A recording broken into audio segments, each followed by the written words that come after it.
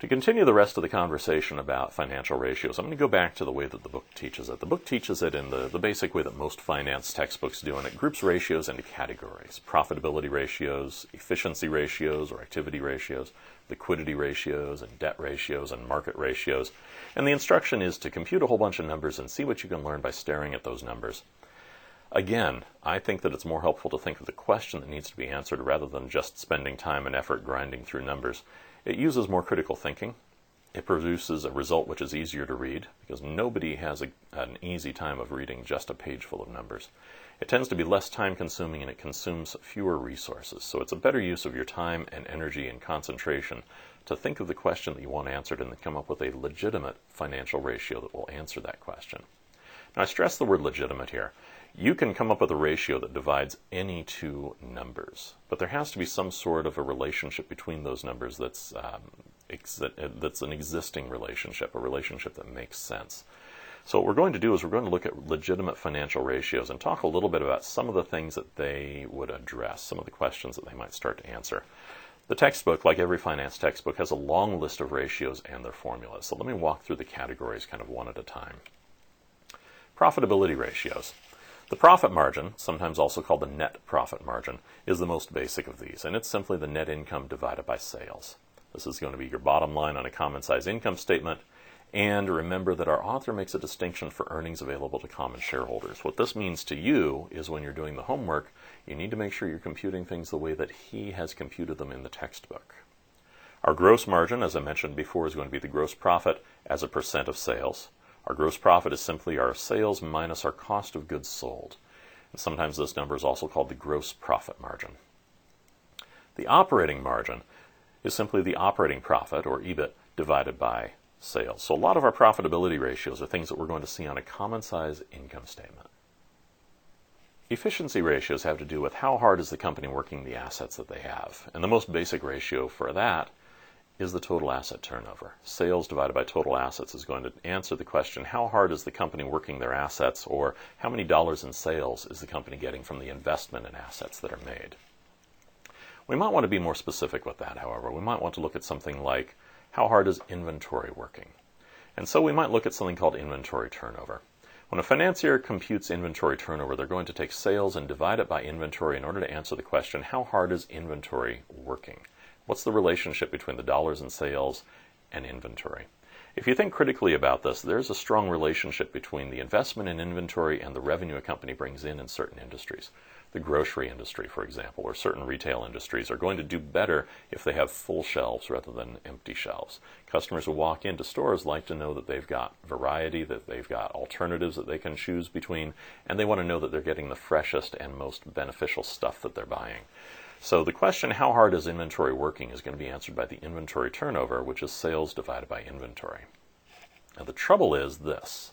The label inventory turnover is also used by accountants. And when an accountant computes inventory turnover, they're actually computing something rather different. What they're computing is the cost of goods sold divided by average inventory, which answers the question, how often does inventory get replaced?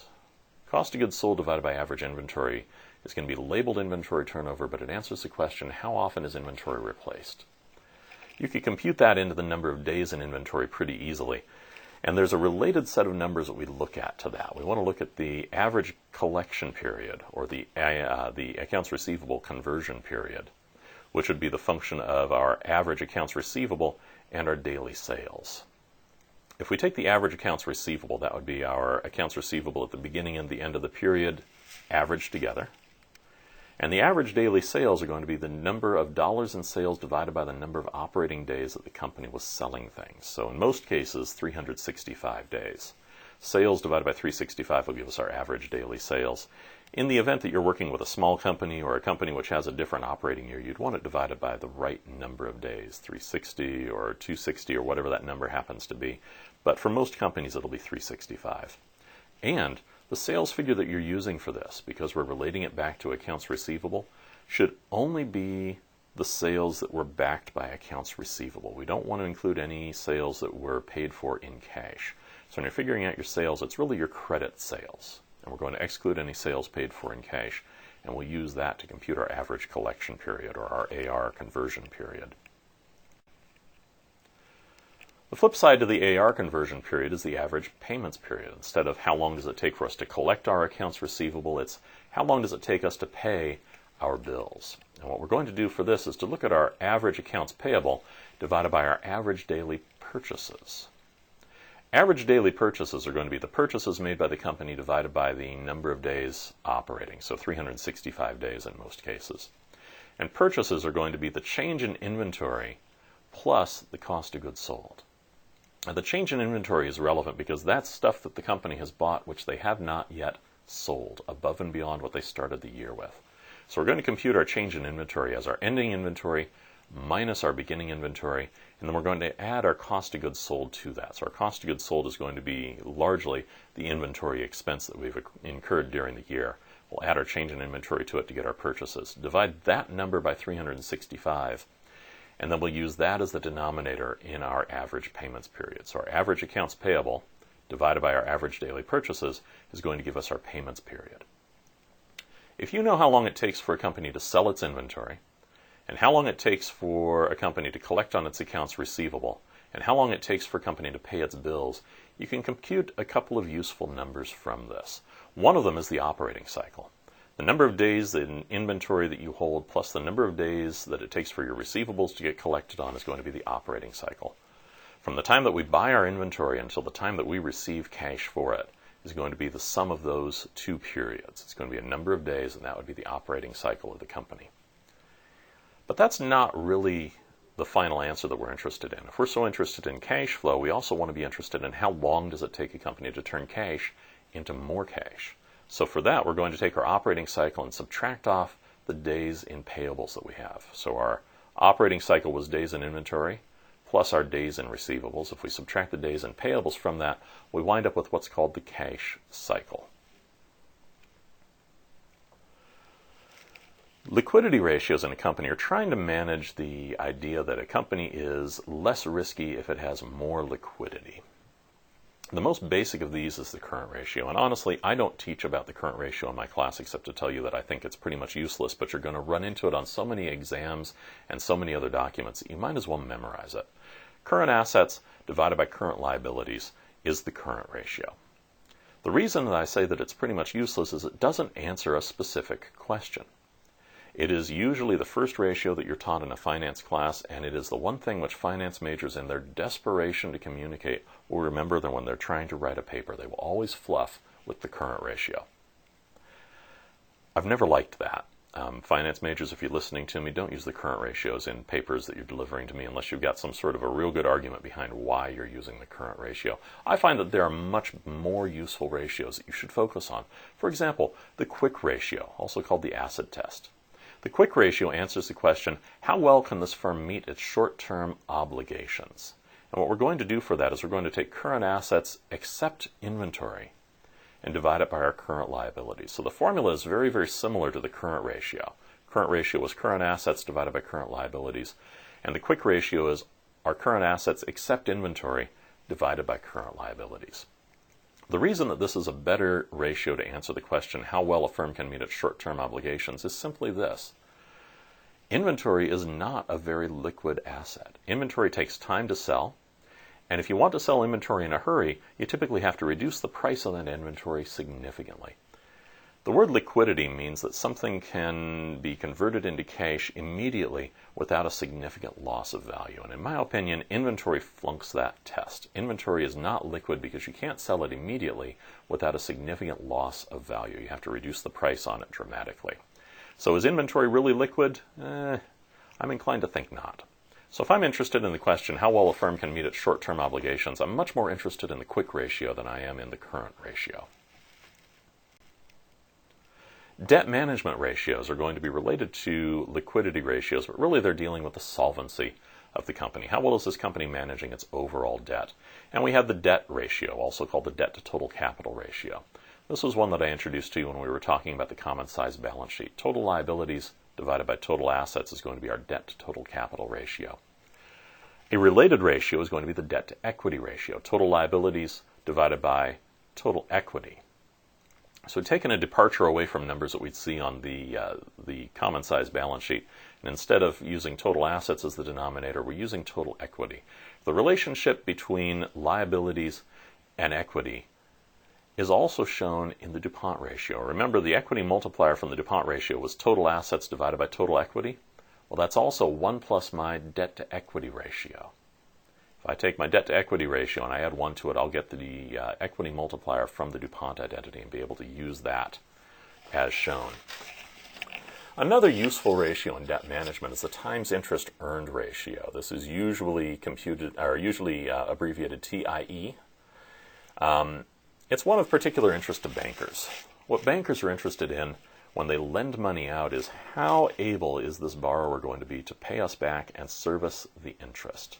So the times interest earned ratio is EBIT divided by the interest expense. I'd like to take this opportunity to note that the book has a typo on page 78. On page 78, it claims that TIE is the EBIT divided by tax. This is not correct. I don't make a lot of markings in my book, but I do have this one crossed out and the correct formula written in. This is the 14th edition of the textbook. I'm not quite sure how this particular typo managed to sneak through, but check page 78. Look for the note about the times interest earned ratio, and if it says that it's EBIT divided by tax, please fix it and put down that it's EBIT divided by interest expense. Now, TIE can be altered to cover certain types of financial obligations. If the basic TIE is EBIT divided by interest, it's also equal to our earnings before tax plus interest divided by the interest. So our EBIT is going to be simply our EBT plus our interest expense. We're backing our way further up in the income statement in order to get there. And if we're looking for something called our fixed payment coverage, we'd be looking at our earnings before taxes plus interest plus lease payments. So we're taking our pre-tax earnings and we're removing various financial obligations the company has. We're removing the burden of interest from it. We're removing the burden of lease payments from it. And if we take that number and we divide it by the sum of the interest plus the lease payments, we've got the fixed payment coverage. This number is of interest not so much to a banker as much as it's going to be to somebody who's going to lease a piece of equipment to a company. Is this company going to be able to make the lease payments that we ask for the use of our asset, or are they going to be sitting on an asset that belongs to us and not making payments to us? So the fixed payment coverage ratio is going to be something that would help you if you were leasing a piece of equipment to a company. You wanted to make sure that you felt comfortable with their ability to make those payment obligations. Market ratios have to do not with book values shown on the financial statements, but with the market values shown in the marketplace. The most basic of these is going to be the price to earnings ratio, the PE ratio. The price to earnings ratio is simply the price per share divided by the earnings per share. Earnings per share is defined as the earnings available to common shareholders divided by the number of shares of common stock that are outstanding. If there is no preferred equity, or if there's an insignificant amount, EPS could be shortcut to this formula. It could be shortcut to net income divided by the number of shares. In the case of the examples in the book, the author gives such huge weight to the preferred equity in a company that you can't use that shortcut for anything in the book. For a lot of real-life companies, there is little or no preferred equity involved, and we can use this as a shortcut to it. Now, because the numerator and the denominator are both per share numbers, the PE ratio could be estimated as the market capitalization divided by the total earnings available to the right party. A related ratio is going to be the market to book ratio. This is going to be our price per share divided by the book value per share. What the book value per share is talking about is the book value of common equity on the balance sheet divided by the number of shares that are outstanding. So the price per share is going to be the price for one share of stock, and the book value per share is going to be the book value of common equity on the balance sheet divided by the number of shares. In the case of common equity, we're going to be dealing with all equity except preferred equity. And again, if it's an insignificant number or there is no preferred equity, we can simply use the total equity number as a stand-in for that. Because the numerator and the denominator are both per share numbers, the market to book ratio can be estimated again as the market capitalization times the total common equity. Now, market capitalization, for those of you that don't know it, is the number of shares outstanding times the price per share. The reason I bring up the market cap or market capitalization is because that's one of those figures which is commonly available through sites like Yahoo Finance. If you look at the basic information for a company, one of the figures shown is going to be the market capitalization. It will show the number in millions or billions of dollars for a company. So it's in the same sort of scale that we'd see the total equity shown on the balance sheet or the net income shown on the income statement.